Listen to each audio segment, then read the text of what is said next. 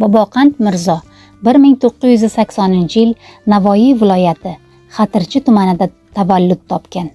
1998-2002 yillarda Navoiy davlat pedagogika instituti O'zbek filologiyasi fakultetini tamomlagan.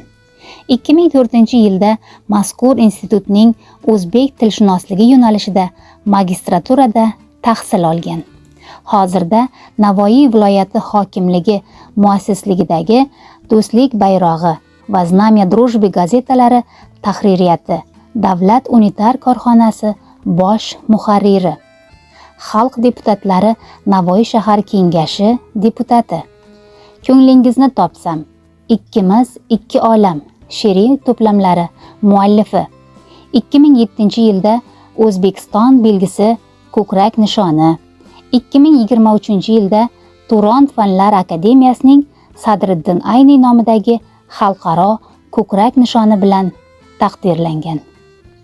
Ijodkor yana bir yangi kitobini o'quvchilar e'tiboriga havola qilmoqda.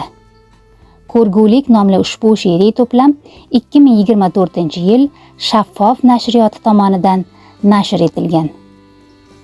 Insoniyat yashab turgan olam sir sinoatga to'la.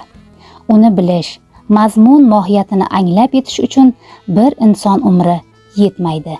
Lekin odamzod shu qisqa umri davomida olamni tushunishga intilaveradi.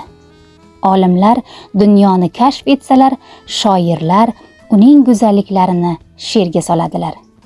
Boboqand Mirzoning mazkur she'riy to'plamida ijodkor ko'ngil kechinmalarining yorqin suratlari, quvonch va og'riqlari, umidlari samimiy ifodasini topgan.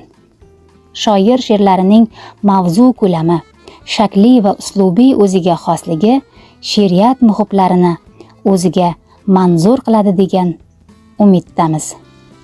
Onam allasi, bir qo'lida beshik, birida dunyo, go'yo tarozining tengdir pallasi, ko'kdan tushgan malak, farishtami yo, eng chiroyli qo'shiq, onam allasi. Bu qo'shiq merosdir momo havodan, bu qo'shiq kimgadir yotdir begona, kim huzur qilmagan shunday navodan, balki bezabondir qaysidir ona.